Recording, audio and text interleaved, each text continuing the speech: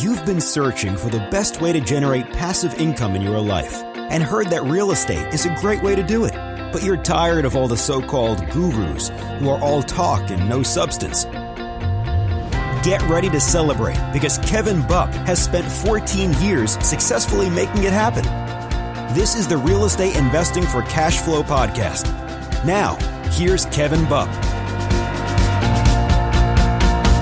Hey guys, Kevin Bupp here with episode number 140 of the Real Estate Investing for Cash Flow podcast, where our mission is to help you build and maintain massive amounts of cash flow through income-producing real estate investments. And our guest for this week's show is real estate investment expert Jay Massey. And in today's show, we're going to be speaking with Jay about his new exciting real estate business venture of short-term rentals and why he's shifting his entire strategy to focus on this niche. And I can tell you that Jay really got my attention during this show, and I'm excited. I'm very excited to share with you this interesting and seemingly very lucrative investment opportunity.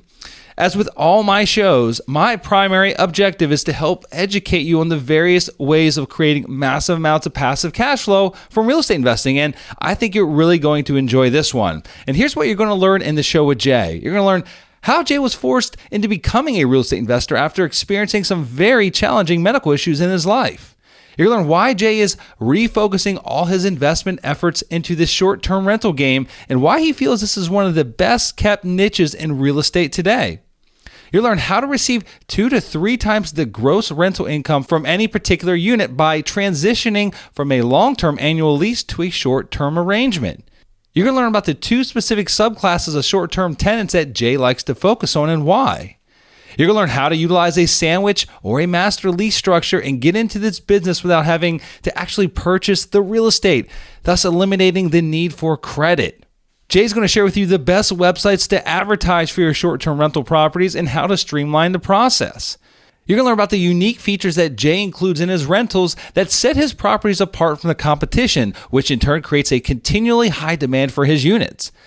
You're also going to learn how to seek out the very best markets for this short-term rental opportunity and much, much more. And if this is the first time that you're tuning into the show, I want to welcome you to our awesome community and family that we have here at the Real Estate Investing for Cash Flow podcast. Or if you're one of the many thousands that tune in each and every week, I want to welcome you back and just let, again, all of you know, I say this every week, but I do want to let all of you know how grateful I am that you're here with me. Again, I wouldn't be doing this if you weren't listening, and so I just really appreciate. I'm very thankful for my for this community, for you being here, for the people that tune in each and every week to hear what I have to say. So just thank you from the bottom of my heart for being here with me. Okay, if you love what we're doing here and you haven't done so already, please take a minute, go over to iTunes, leave a 5-star rating and review. It really helps us grow the show and helps us attract great guests just like Jay.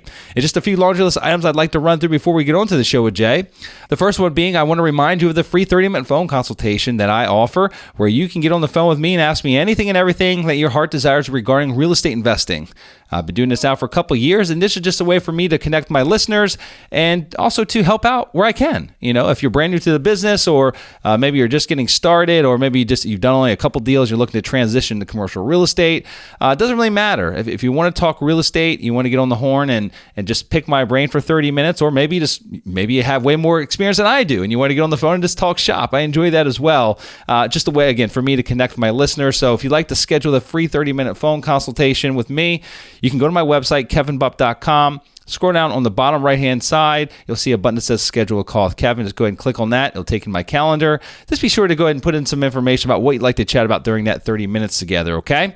Next one is, I have another podcast other than this one, which is the Real Estate Investing for Cash Flow podcast. I have another podcast that is called the Mobile Home Park Investing Podcast. In that podcast, we focus on, guess what? 100% mobile home parks, right? That's what I do. That's my business. That's what I focus on today. That's what I focused on for the past 5 years. And this is the asset of choice for myself. And so this show, on this particular show, we talk about everything and anything regarding mobile home park investing. And I will tell you that you should check it out even if you don't have an interest in mobile home park investing, because there is a ton of applicable information that we share in that show that could be could be used in any other different real estate niche. And so I don't care if you're in apartments or shopping centers or office buildings or self-storage, I promise you that you can gain some very valuable insights from that show. And so even if you have no interest in mobile home park investing, go check it out. I think you'll be pleasantly surprised. Again, that's called the Mobile Home Park Investing Podcast. You can find it on iTunes. You can also go to mobilehomeparkacademy.com and listen to the shows there. And then the next laundry list item I want to chat about is my partner and I in the mobile home park business. We've been working on an educational platform for about a year and a half now, and we just made it live. And it's called the Mobile Home Park Academy, and it's finally here. We've been busting our butts for the past year and a half to get this program out and to bring it to the market. And I will tell you that, and I know this is kind of a biased opinion, but I will tell you that is hands down the most comprehensive mobile home park investing program that you'll find out there. And so if you have an interest in this very, very lucrative niche, then you should check out our podcast, because that will tell you whether or not it might be a good fit for you. But if you have an interest after listening to some of our podcast shows, reading our website, go check out the Academy. It is hands down the most comprehensive, again, training in this industry or in this niche, because there's not much out there on this topic of mobile home park investing. And I can promise you that it will be worth your while if you have an interest in getting this business, okay? A couple other laundry list items here. In addition to the Academy that we're super excited about, we also just launched our highly anticipated mobile home park investment fund. It's live and open for business. So if you have any interest in partnering with us on future mobile home park deals, and you want to talk a little bit more about that, you can actually just shoot an email to partner@mobilehomeparkacademy.com. That's an autoresponder email, and almost immediately you'll be sent info on our current partnership offerings, and you'll also have a link in that email that you can go to my calendar and actually schedule time to talk with myself or my partners about this partnership opportunity. So there's some cool things we have going on. We got a ton of deals in contract. Mobile home parks they're just awesome. They're the most lucrative real estate I've ever invested in. I've owned lots of things, okay? And so if you have an interest in partnering with us, shoot us an email, partner@mobilehomeparkacademy.com. And I'd love to chat with you about the ability or the opportunity to work together, okay?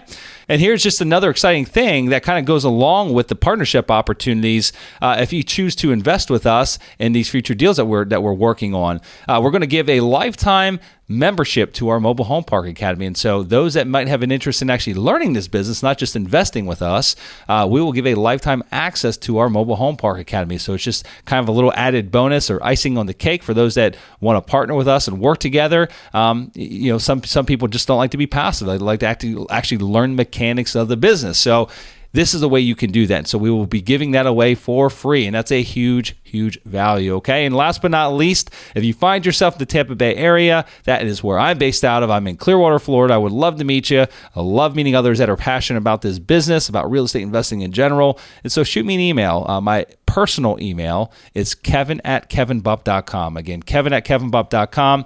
Shoot me an email if you're coming into town. I'd love to coordinate a time to get together if we can, and maybe beer, coffee, breakfast, lunch, dinner, whatever it might be, and we'll see if we can get a time together when you're here. Well, guys, that's all I have. So now let's get on to the part of the show that you've been waiting for, which is our interview with Jay. So here we go. All right, guys, today on the show, we're thrilled to be joined by real estate investment expert and fellow podcaster, Jay Massey. Jay is a full-time real estate investor, entrepreneur, popular podcast host, author, speaker, coach, and an all-around problem solver who is well known for providing best-in-class advice and strategies to help both new and experienced investors alike.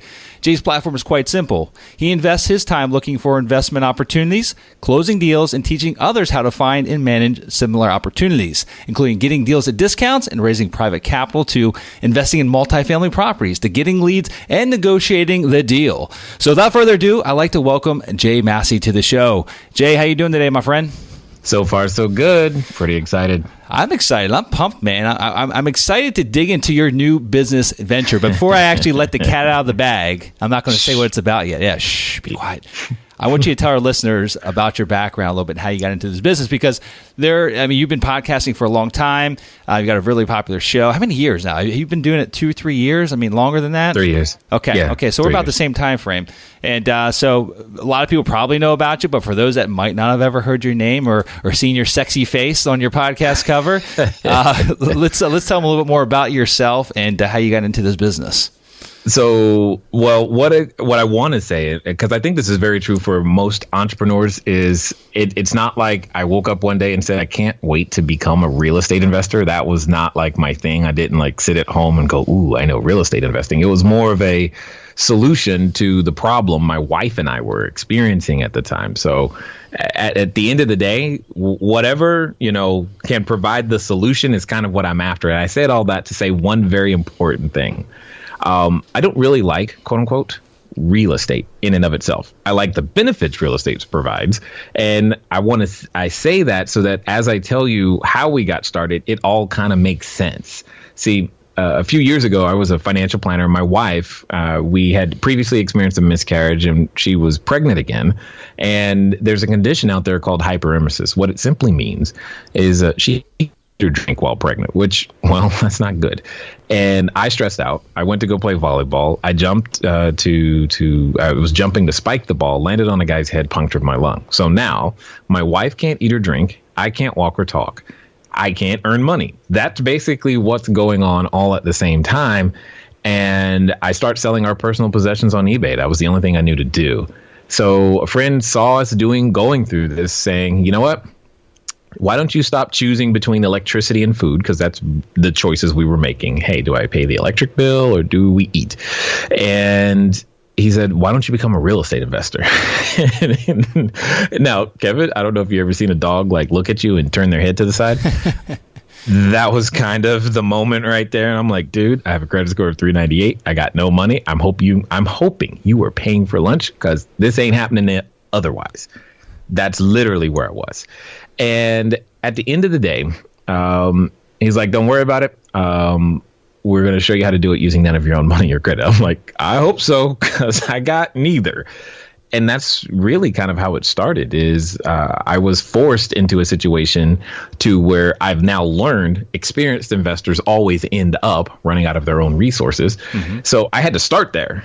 And if I was going to get any transactions done, I had to figure that part out first, which then opened up the fact that I could do any type of transaction. So I started out as a wholesaler.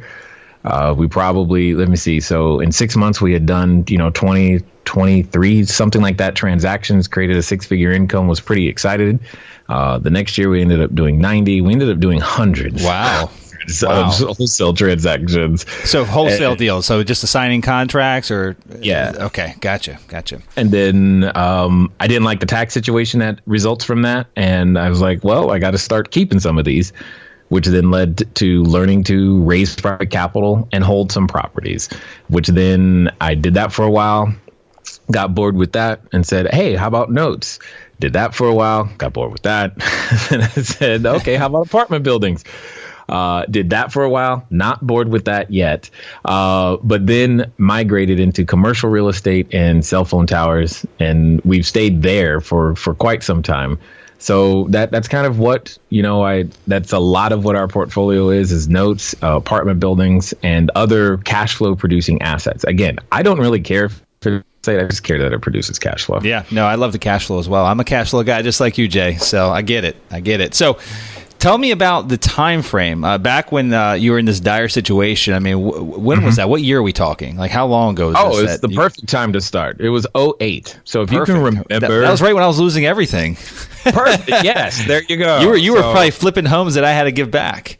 Yeah, right. You understand. That's what ended up happening is, and that's the other thing I want to say to a lot of people. If you're not in yet, that's okay. Just wait for it to break. When systems break, that creates an opportunity for new people to get in. I didn't know that then. I was just trying to eat, right? So that was my only goal. I wasn't like, ooh, this is the perfect time in the cycles of the market. I didn't do any of that. I didn't know that. Mm-hmm. I just needed to eat.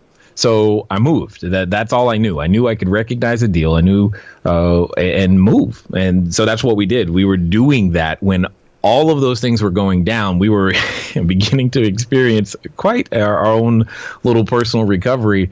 So I have a different feeling about 2008 than most people. Mm-hmm.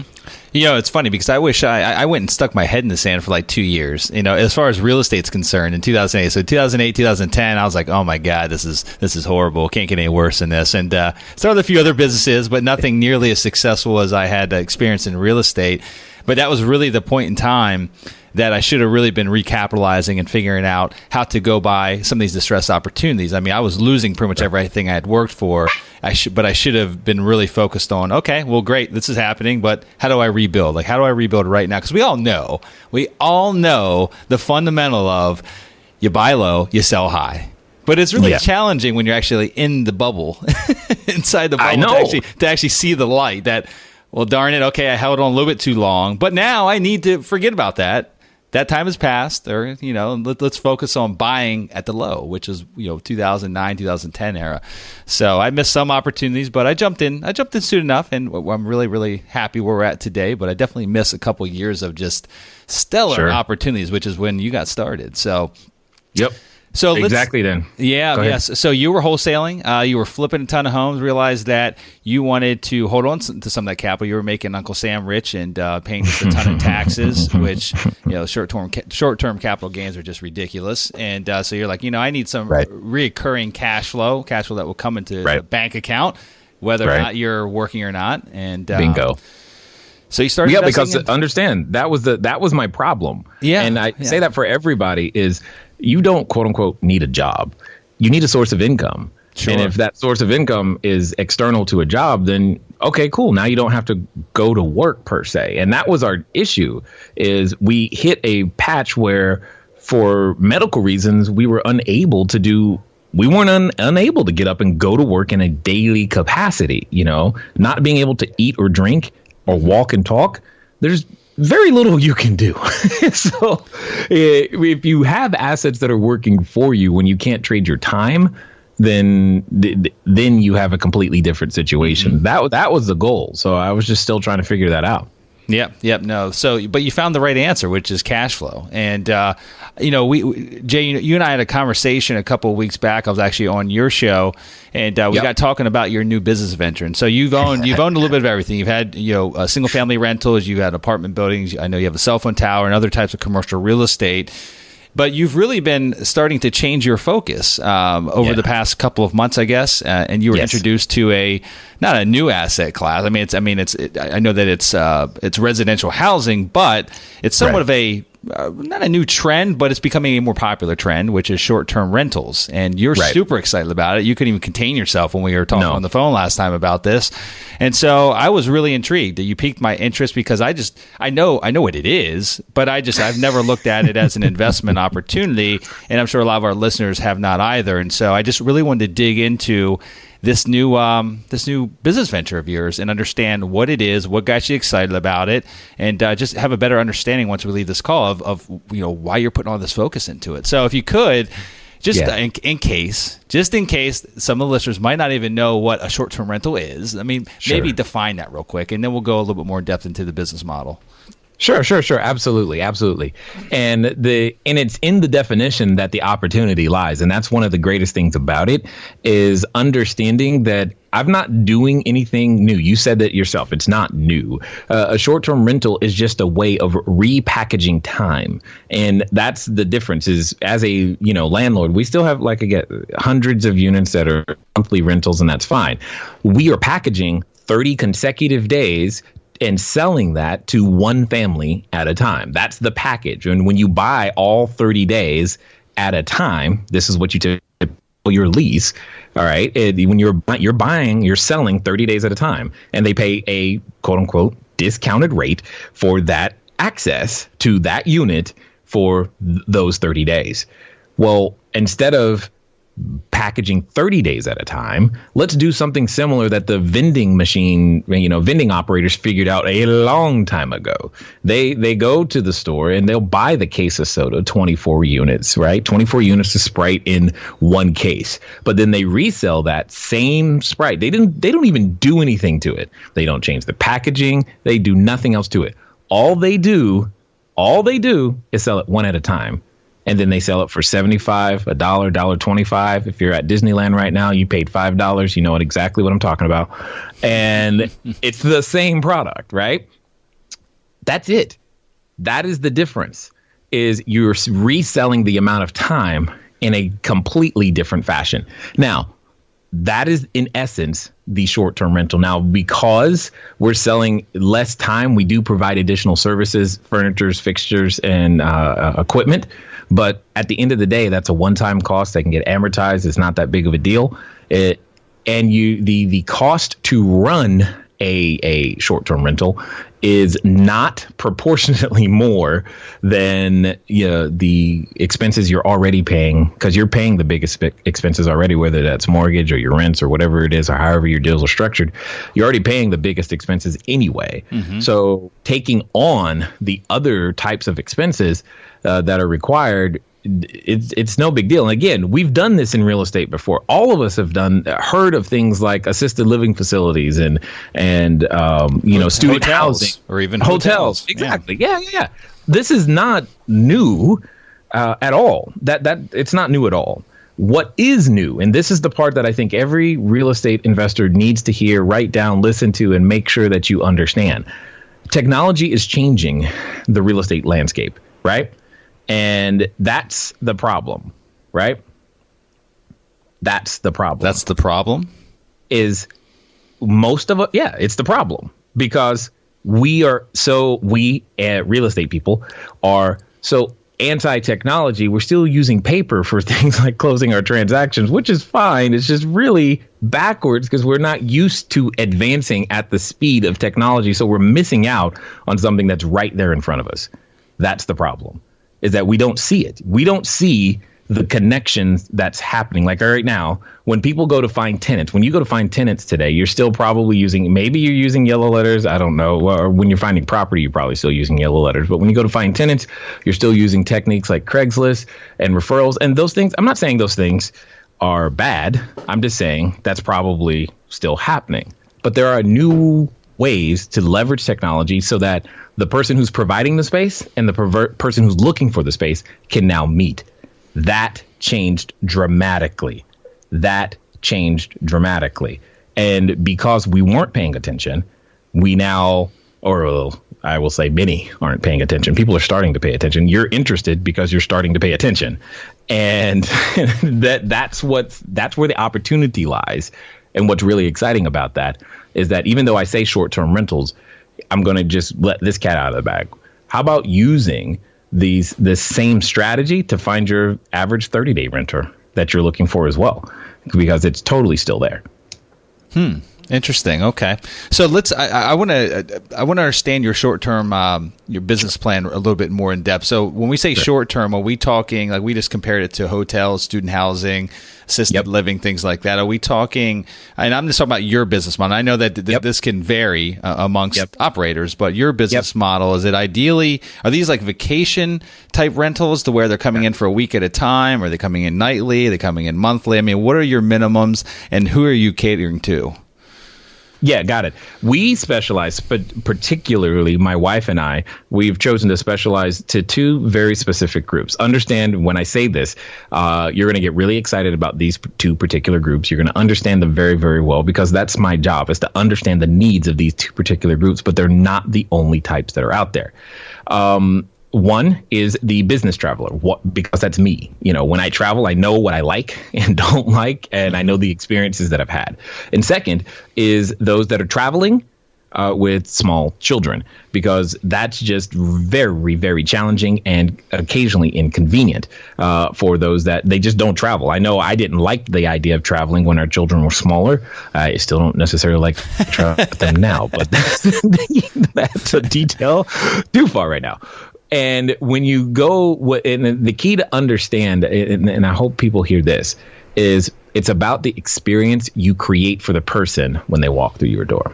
That's what you're creating. You're creating an experience. It's not so much about trying to find the cheapest furniture and all this other stuff that people think it's about. While that can be, yes, important, it's not the reason. It's not how you gain traction and success, and most importantly, repeat business using this particular business model.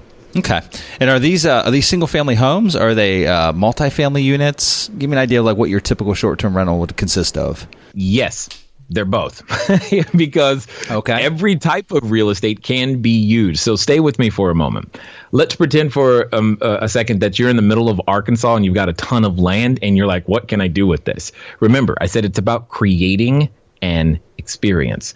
Well, fortunately, things like Spartan races are currently popular. Well, this could be a way for you to create a Spartan race. I know it sounds crazy, but you could do this. All right. Now, for us personally, I tend to lean towards the apartments because they allow more scale. I get more leverage on my maintenance costs, et cetera, et cetera. Kind of the same reasons why I like apartments for long-term rentals. But houses have a purpose too, because everything is contingent upon whom you wish to serve. For example, I live in Orange County, and we have three very basic plays here, three very basic customers that tend to use short-term rentals. First, there's the business, then there's the beach, then there's the mouse, also known as Disneyland. All right. So those are the three basic reasons people come here: business, beach, and then Disneyland. We tend to focus mostly on the business and a little bit of the beach, but not a whole lot, because there's a subsection of business that we have really seemed to have hit very, very well, and I'm excited about them. And depending on who's coming, that should inform who you want to serve, should inform the type of real estate you're using. For example, if I'm using a single family house, you got to remember that's 3 bedrooms, 4 bedrooms. That's easily sleeping 6, 8, 10, 12 people. Well, to get 12 people to travel together requires lots of coordination and advanced planning. So things like last minute bookings typically don't happen, which is fine, but it does mean you have a longer ramp up period. You might make more profit per month, but you're also going to have, it's going to take you a little bit more money to get that one started. And you may have more seasonality than you might be comfortable with, to be honest, at the end of the day. Unless you live in a year-round destination like Disneyland. Right. You know, but that's a different person that you're catering to, because kids can't travel during the school year, right? So you've got to think that through, and that's going to be really important in your furnishing choices as well as your marketing. Does that make sense? Yeah, no, absolutely. And so, being that your core focus is the business traveler, I would assume that probably studios and 1 bedrooms. I mean, is that the ideal floor plan that you're looking for? Studios 1s and 2s, because a 2-bedroom gives us an extra functionality. So while we have a number of them, there's not an overabundance. So, but studios and 1 bedrooms, you're and more 1 bedrooms than studios. So it's really the 1-bedroom model that we're narrowing down because we like it a lot. The economics work out very, very well. The cost to bring one of those online is low to serve the standard of customer that we're after, relative to a 2-bedroom, and it's working out very well. So what do I mean by that? Our 1 bedrooms typically 90% occupancy or higher throughout every month, all year round. That's kind of exciting. Wow. And we're talking anywhere from 125 to as much as 175 a night, depending on time of year. So when you do that math, right? When you just do the math, you're like, hold on. How much did he just say? And I start doing, it becomes really, really obvious why we can hit 35 to 45% net profit margins month after month, simply by operating the same unit that you would have rented for 30 days, right? But now you're just going to rent it. Like our average guest stays approximately 5.6 days right now. So, and I'm like, okay, cool. So that means we turn it 4 to 5 times a month. That means 4 to 5 groups come in there. We do that 5 times a month. And in fact, if you're trying to get a quick number, you just double whatever the monthly rent is. And that's probably where you're going to fall in terms of revenue for that particular unit. Wow. That's impressive. Okay. And 1 bedroom, typical like 1 bedroom layouts. I mean, if you're a multifamily guy, you're looking for a diverse floor plan layout. I mean, so if you're buying a 100-unit building, you don't want 100 1-bedroom units, but there are apartment complexes out there like that. So you might run across these oddball apartment complexes that have all these 1 bedrooms and studios where the average multifamily guy might run away from it and saying, nah, not going to work. But for the short-term rental, it might be perfect. Right. Well, and that's now you're talking about how we can gain scale and access to inventory, because even when in my own multifamilies, I've run from too many one bedrooms. I've taught run from one bedrooms. Yeah. However, now you, the operator, can partner with someone who actually owns that apartment building. Okay, so I'm letting in some super secrets right now. You can partner with someone who owns that building that has a bunch of one bedrooms, and now what was currently a pain for them, you've just master leased all of them, and now you have your own location to run your business. And even after paying them whatever the rent is that they want, you're still going to be able to knock down some very significant profit and be able to serve people very, very well. Interesting. Okay. So let's talk about the management infrastructure of this. I mean, is this something that you guys go vertical with regards to your management, or are there third-party management companies that are experts in the short-term game? Got it. I absolutely right now only recommend you managing it yourself. Because there's so many moving parts to how to serve the customer, and you ultimately pay for it in reviews. Understand, this is a review-based business, meaning the experience that the customer receives is what they talk about. And yes, while there may be a manager in the middle, you're the one, your account, you're the one who bears the effect of that review. Create great reviews, you're going to have stellar occupancy, stellar daily rates. You create horrible ones, even if it's quote unquote not your fault, then you're going to be the one to pay the price. So for now, everyone that I am teaching, everyone that I'm doing, I've developed systems to do self-management. Now, don't suddenly think that self-management means it's got to be in my backyard, because that's not the case. We have some units that are very I was going to say very far away, but if you ever understood LA traffic, you understand it's very far away. So like a mile and a half down the road. Yeah, exactly.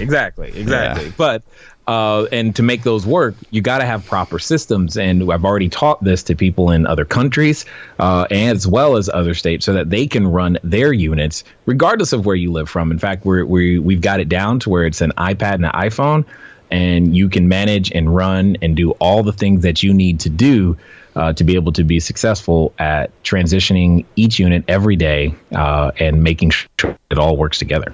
But you're not going in there yourself, Jay, and like with the vacuum cleaner and like the bleach scrubbing things out. Okay, yeah, I didn't think so. No, never.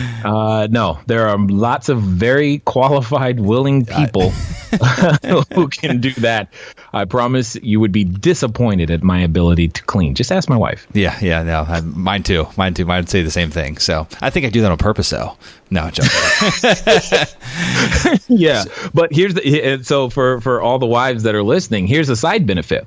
If you go down this route, one of the things you get, quote unquote, to do is audition mini cleaners. So one of the things we did is we auditioned mini cleaners by giving them the opportunity to clean our house. That's awesome. So needless to say, my wife liked that part. So it could be a never-ending audition. You can have a free house cleaner forever, right? Just have a new person come in. Yes, you should always have a minimum. Yeah, absolutely. You should have a minimum of 2 people at every position to be able to absolutely ensure. Because one of our main cleaners in Orange County, she does not do Sundays or holidays, which again, okay, that's fine. So we have a person who does every one of our Sundays and all of the holidays, but he also serves as the backup should something happen and one of her crew can't get there. Okay, you have a very short time window. I mean, yeah, absolutely. We do departures at 11, arrivals at 4. So that's our window to clean up and make picture perfect everything. But so whatever it is, whatever we uncover, we have to make it picture perfect. So it is what it is. And I don't want to digress too much, but do you ever run into issues where, because you have that very short that window before you got to have that unit ready, where people would there's no late checkouts with this business. And so, what do you do in that circumstance where your tenant or your short-term renter he's not gone by 11 o'clock, or she's not gone, or they're not gone by 11 o'clock. Your cleaning lady come in with like a bow and an arrow and, start letting loose in there and making them leave? More or less. More or less. They're packing heat. No, I'm just kidding. What happens is we have a communication system. They let us know, then we get on the phone. And people have, again, been generally very, very accommodating. They understand, hey, look, we got to go. Okay, cool. I mean, and again, sometimes we can accommodate a late checkout because we know that the next arrival, although our arrival time is 4, they'll tell us, hey, I'm not getting there until 10. Yep. I'm like, okay, cool. So no big deal.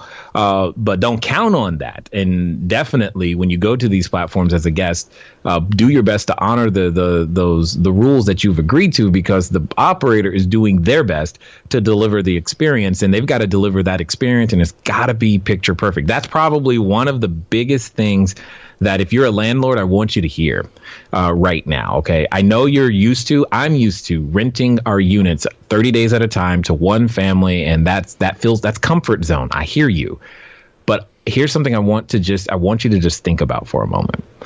You've gone into those units during tenancy and you've seen what happens there.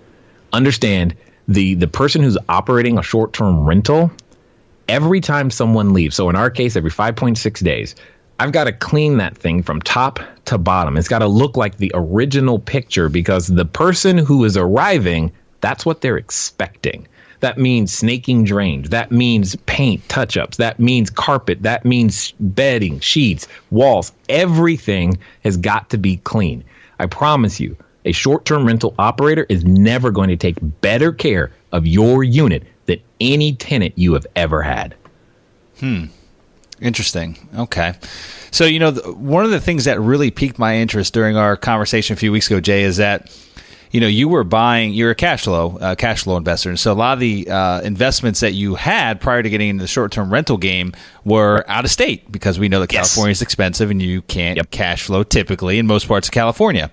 Right. With that being said, most of the properties that you own now are in your backyard, because you can basically pay the inflated prices that California real estate fetches and still make money in this niche. And so talk to me about that a little bit, as far as, your interest level of staying local, how you have the ability to still buy, even at the, I mean, what I would consider we're nearing the higher end of the marketplace. I mean, just say it. They're stupid prices. Yeah, stupid prices. Okay, I call ridiculous them prices. Exact. How do you still make money? So you're still making money. You're still finding opportunity even with these stupid prices. So how does that work? Okay, step number 1. When doing the analysis, one of the things that we have chosen to do until we hit a certain number of listings is that we're actually running a sandwich lease model more than we're running a purchase model. All right. Especially out here. So that's number 1 to understand. So the ones we have in California, we don't own. And that's by choice, because we started going down the ownership route. And then we realized something really important is that the cost to buy because there's a time window, and I think there's a window with everything. So if I spend the extra down payment to buy, that can cost me up to 10 listings, 10 units that I could have if I executed a sandwich lease model. I could have had 10 more listings versus one house. Mm-hmm. And when you run the numbers, having the 10 more listings is way more valuable. Sure. Okay. And I would rather do that. So that's number 1. Number 2 is part of what drove me is that, like you said, most of our stuff is out of state. Well, I've got 3 smaller children under 9, and my wife here, and they've not really been able to participate in a full way with everything that has happened. And one of the things that I was like jonesing for was the ability to work with my kids and my family, et cetera, and have everybody contribute, because I didn't want my kids just thinking that, dad is just on YouTube. That's what he does. Like, it didn't make sense.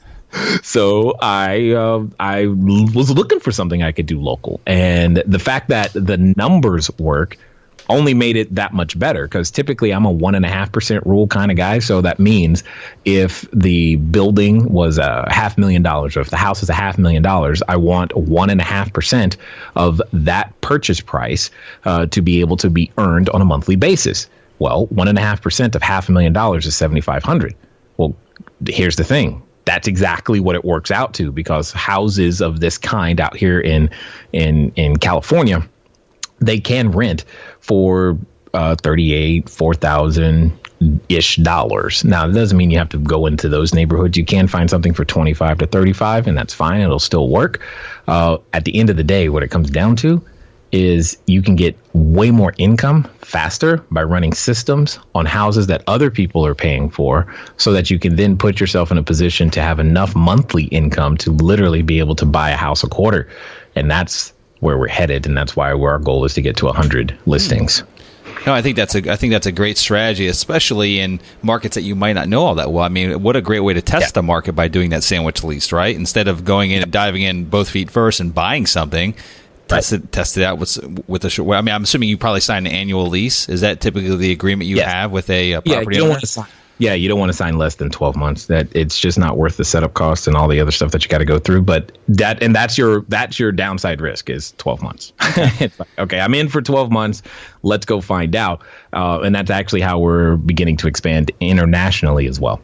Okay, sounds good. I've got so many questions. I know we're running short on time. I know. I have so many questions. So I'm going to try to get a couple of the big ones out of the way, at least that I have, and hopefully they're the same ones that our listeners are asking as we go through this is, how do you manage when you're doing a sandwich lease like that? One of the big concerns I would have is quality control with the remaining part of the community, right? I mean, if it's an apartment complex, you're kind of at the mercy of the current management company or owner. Yep. They could be one and the same of how they keep up the rest of the community. I mean, your unit could look phenomenal, but if they've got trash littered outside and the place is full of like derelicts, or like new owner comes in, they start just leasing to anybody, it might completely crush your business model. So how do you manage that? Right. Yeah, it's an interview. It's truly a two-way interview process at that point. And that's what I really want to say is that some locations may be great, but the owner may not be. Therefore, you don't do business there. It's literally it takes both parties to be able to work, because the really big issue, while who they lease to is important, what's more important is when something happens, water intrusion, AC goes down, something like that you're not going to be responsible for. I got to get them to have, like, I'm telling them up front, look, I got between 11 and 4 o'clock. When me or my staff calls, you got to move, because I can't. My business is contingent upon reviews. And if my guys get there and the water's busted because your boiler system failed again, I need you to fix that. Not 2 weeks from now, not when it's convenient. Yes, I know it's Saturday at 11 p.m., you got to pick up the phone and get there, because that's just part of your building maintenance. And we have that conversation on the front end, because they do need to understand that is kind of the trade-off is like, look, we can be here for a long time and we're going to take great care. Your building is going to be awesome. However, one of the things that we really, really need you to be is Johnny on the spot with some of the maintenance items, because they're going to get discovered, because we're always putting new people in the first thing, I mean, think about it. When you go to the hotel room, one of the first things everybody does, open up all the drawers, test all the knobs, make sure everything works. So we hear about it and we know about it really, really fast. And if it's major, I need you on it. So I'm assuming most of these owners in these apartment complexes, they're probably smaller time. I mean, you're dealing directly with the owner. You're probably not dealing with large. That is the best. Okay, not large corporate owners. Okay, now get me all excited. You get me excited. And that's what I've discovered in this process is, yes, is there a way to deal with REITs? The answer is yes. Is there a way to deal with single owners who have, maybe a 5 to 30 unit building, or maybe even a 50 unit building? Yeah, sure, absolutely. We're discovering ways to work with everybody. Are probably the challenge. The still the biggest challenge though is condos and condo associations. Although if you're on the board of one, please give me a call, because and you want more units filled and you want the right kind of stuff. See, the challenge is that most people don't realize what you see in the news is not actually what's happening. The majority of the people that, for example, that we serve aren't actually here on vacation. They're here on business. As I said before, they're here because they're traveling for various reasons. For example, one of our very famous reasons for families to be staying with us is that the house that they're actually staying in flooded, and they needed emergency housing. So emergency housing is a significant portion of the people who are like, hey, can you help me for 2 weeks? Yes, I certainly can. Another reason for families is medical. if you happen to live near a major hospital that does major surgeries, people are flying into there all the time for many outpatient procedures, inpatient procedures, etc. And you know what? When you are going through something like that, a hospital is not comfortable. I don't care how great they are. It's just not comfortable. You're in a hospital. But if you have an outpatient procedure that's going to take multiple visits and you flew in somewhere, we've definitely had a number of those people. And they appreciate the fact that it still feels like home. It's obviously it's not their home, but it still feels like it. And that's someone we've been able to serve very well. Sure. No, I mean, I mean, not for hospital visits, but I mean, just for general travel, I always look for Airbnb rentals. I mean, I enjoy staying in a home versus a hotel or a condo or a studio, whatever it might be. So the same kind of idea. And I've been doing it for at least 3 or 4 years now. I mean, ever since Airbnb has become very popular, I've been staying in Airbnbs, and I love it. I absolutely love the experience. So that kind of brings me to my next question is, you guys aren't necessarily, I'm sure you're on Airbnb and you probably utilize that website, and there's probably multiple others I don't even know about. But since you're more focused on the business traveler, is there a site that's better for your lead source and your deal flow than Airbnb? Are you're just trying to get me to spill all the beans? Yeah, that's what you're trying to do. Come on, you got to. Okay. Got it. All right. So here's the deal. When it comes down to these places where you can market, so just understand, I really hate the idea that people go, it's an Airbnb business. No, Airbnb is a place where you market. That's it. It's the marketing channel through which we acquire customers. They're definitely the most technically sophisticated at the moment. They're the market leader for a reason, because they really, really get how to make it easy for people to buy. Now, there are many other places. Chief among them, all right, you must understand, if you're trying to attract international travel versus U.S. travel versus travel, if you like say you wanted people from Europe, there would be a completely different recommendation to what I'm about to say. So just understand that, because there are different sites for different purposes. But Booking.com is what we're told, and the research bears is the site to be on, my friend. It's the site to be on. Okay. For you talking about for international travel? No. Or just in general? For business. For business. Travel. Okay, yeah, gotcha. If there's a site that rivals in terms of number of reservations for this particular model, that's what the research is bearing, and we're about to expand to that site and some others for that very purpose. Cool. Good deal. So, any concerns about having reliance on third-party sites? I mean, because this is where your leads come from. This is your marketing channel. I mean, it's kind of like internet marketers that rely on Facebook for all their lead flow. I mean, Facebook's always changing something. I mean, changing their algorithm or changing their, how they do advertising, the marketing costs and such. And so, how do you? I mean, is that a stress point of yours? I mean, being in this business that you've got to rely on these third-party sites? No? Because I guess if one goes out of business or one changes something, there's going to be another one that pops up. It's a competitive marketplace. And so I'm assuming that there's always going to be a competitor that jumps in someone else's space if they start dropping the ball. Like if Airbnb started dropping the ball, someone else would take their place, right? I mean, that's true, but that's not my thought process. Okay. So, because here's the real thing: it's the same thing that Amazon people go through, right? Many people do millions and tens of millions of dollars a year on Amazon. Yet, if Amazon was to disappear, not likely to happen, but if Amazon was to disappear, people will go, well, won't you have a problem? Well, some will, many will, except those who know how to do one very specific thing. Understand, if you view this as a business and a customer acquisition channel, then you know that the major thing that's going to keep your business running is to build a database, period. So obviously, if you stayed with us, I have your phone number. I have your name, right? We have the ability to still function outside of that. And we're developing deeper databases. So one of the things that I really, really love about every one of these platforms is once they're your customer, they can be your customer. If you go the extra steps to set up a way for the customer to come back to you without having to go through the same channel they found you, now you can probably save them some money and you get to make a little bit more. But more importantly, you have a customer. In fact, some people have stayed with us 6, 7, 8 times because they like the experience. And that's what you want. You want to be able to create something that people not only like, but that they also share so that they do come back over and over and over again. And that's how you begin to gain leverage. Yes, I don't want anything to happen to any of the platforms, but as you mentioned, there's approximately 30 of them that we've identified.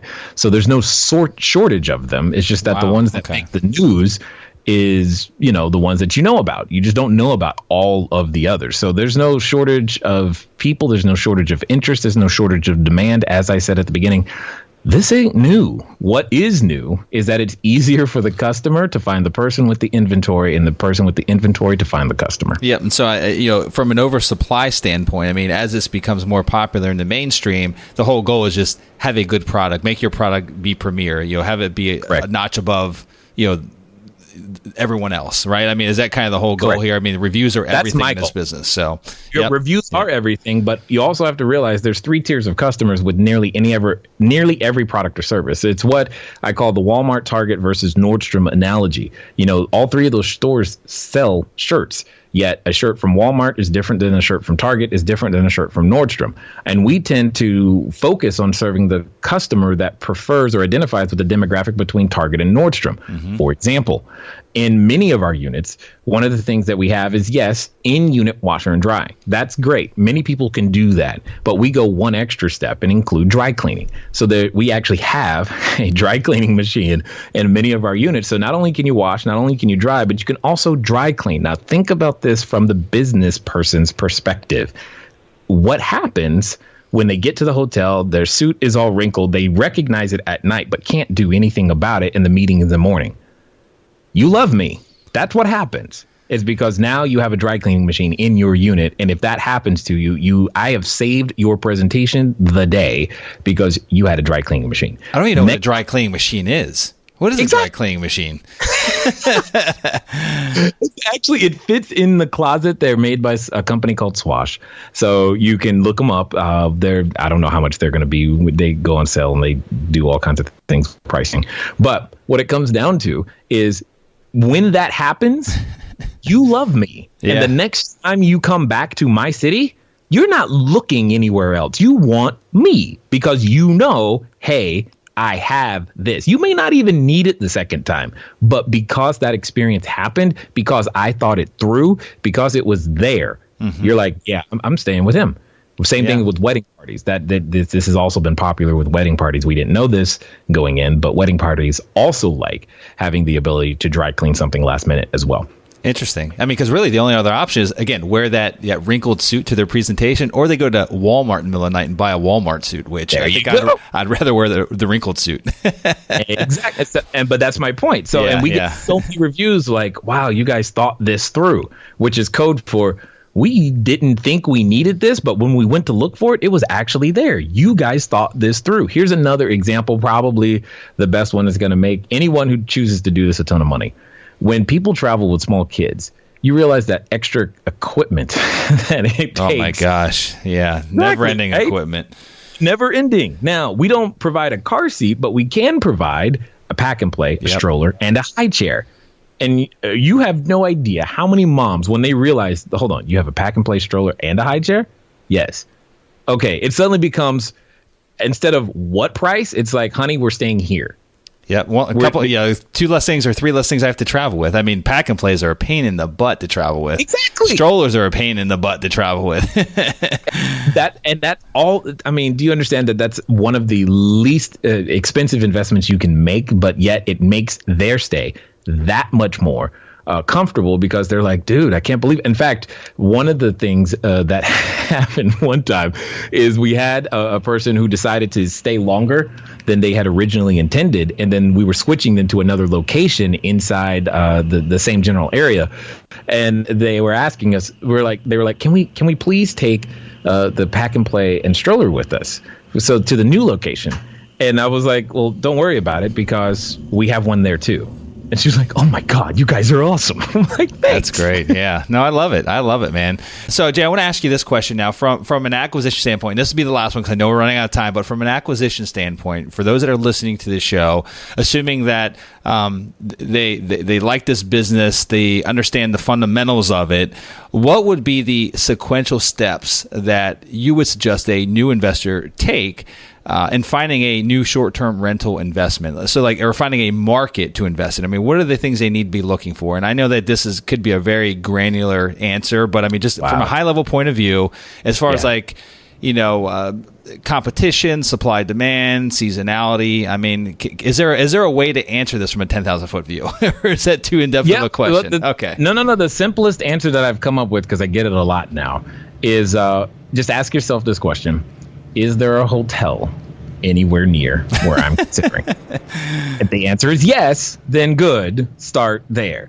Because many people think we're in competition with them, and we're not. It's a completely different experience. And I keep using the word experience intentionally because you are creating an experience. It's not just a place to stay. If you think about this as just a place to stay, you're missing the boat in so many ways. It's not even funny.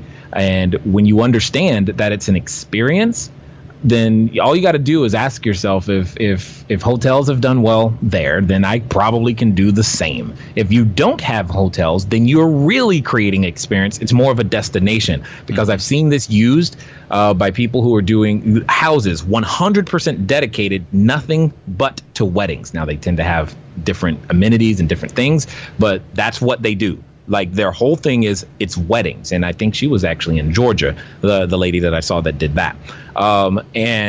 There's nothing wrong with that. There's also housing completely dedicated towards sports. So, for example, some people love their sports teams.